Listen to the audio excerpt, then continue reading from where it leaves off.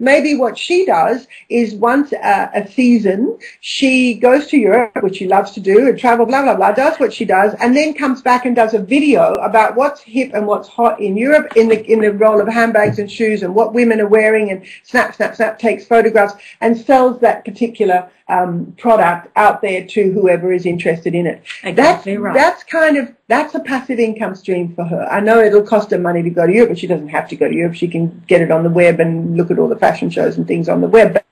But it's about trying to find a way. And again, this is about value your time, effort, and energy, your wattage or your life force, if you like.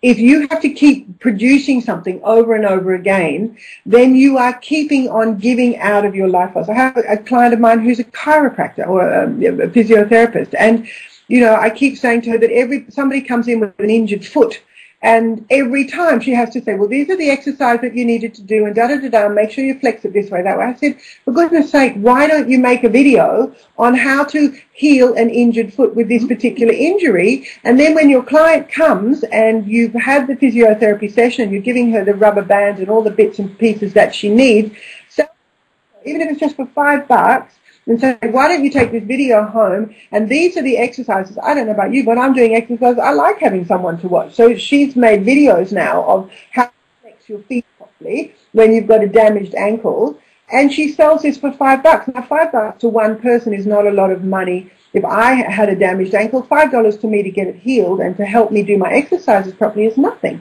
But $5 over the course of a week, if she's got 10 people who come in with injured ankles, and she's got them now for shoulders and necks and backs and whatever, these funny little videos, she just stands in front of the camera and goes, okay, girls, this is what you do. And she's used my foot on occasions and used part of my friend, you know, showing how things are done. And there's a passive income stream. So she still gets the money coming through the door from her clients, but she's able to make another lot of money just by selling these little videos that she has. Okay, so people out there, does that make sense to you? The idea that you can, something that you already do and probably do for free right now, that you could turn into a means of generating income. And like Camilla says, okay, if it makes you $50 a day, okay, and your daily rate is $100 to have to go to work for an 8-hour day, I don't know, that sort of a thing, that it is actually conceivable, possible, and doable. Absolutely, absolutely. And more, the more that you can, hang on, we just got a big black wet on the top here, sorry, Sooty.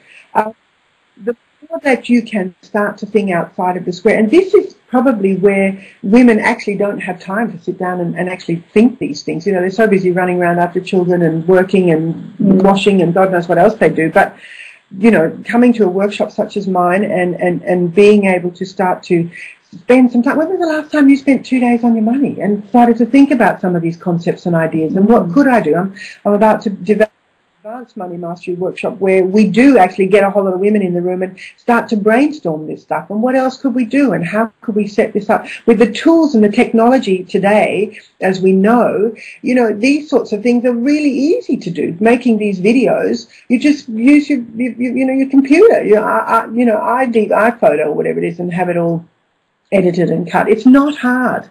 It's just a matter of making it important, making an understanding that you can't keep you can't keep ignoring the fact that, you know, that you need money, really, that we all know we need money, and we need to look for ways to do it now, especially as we get older, where we're not repeating ourselves and using up our energy constantly over the same thing all the time. And it's not hard. It's not hard. You just need someone to help you. If you're thinking about this, get yourself a coach. Get someone like who's good at this sort of stuff who can mentor you and show you how to do it. It's like anything. When you're little, you learn how to cook by your mum showing you or using a recipe. It's the same thing.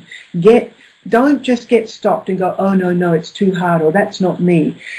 Just, you know, switch that thinking and go, okay, well, who can I get to help me? Look for people around you who have already done it. Go and sap their knowledge for yourself.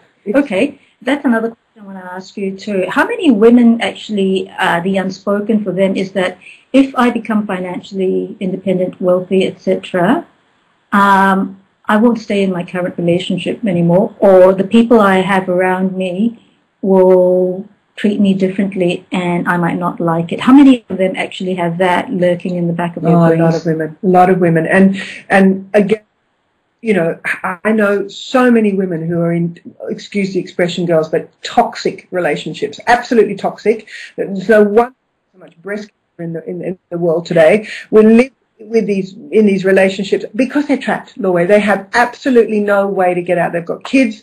They don't know what to do. They've got no source of income for themselves. And I was one of those women, let me tell you. So I know what it's like to be in a relationship where you're unhappy and unsatisfied and dissatisfied and want more for yourself. So, you know, being in a relationship, if you can start to earn a little bit of money for yourself, even if it's just money that you squirrel away, put in your prosperity account, there's a sense of starting to maybe starting to see a way out. You know what I mean? It's a start. What was the second thing you were asking me about? If in that case, you know, the relationships with people around you will change as well. And for some people, they don't want the relationship to change, even though they want out. They don't realize that they realize on the subconscious level that the ramifications might mean that you won't see these people again, and they're not prepared to let go just yet. Yeah. Well, let me tell you, that is hard, and I know it is. And the thing is, girls, is that yes, as you start to become empowered around yourself and your money and your way of living, you will start to leave people behind. Now, I know that sounds very egotistical, but I have, since being on this journey of personal development, lost a lot of friends, and they're still my friends. We haven't had any arguments. It's just that I no longer choose to sit around the table bitching and moaning with my girlfriends about my husband or my money or whether or not the interest rates have rises. I don't want to have those conversations anymore. They bring me down. They depress me. And it's disempowering. It's disempowering. And, you know, when you talk about resonating on a certain level, you know, sad people basically hang around sad people, you know, because that's what they have around them. It makes them feel better. Yeah, they feed off the sadness.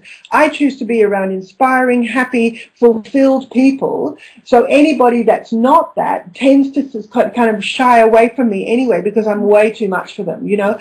My life is amazing, and I attract to me other people who feel the same way about their life. We may not be on the same financial curve, but, you know, I'm inspired by what I do. I love what I do. I'm happy. My kids are happy. You know, everything seems to be working well because I'm attracting other people like that into my world. So I have let go of a lot of people, and that is a big sadness for me.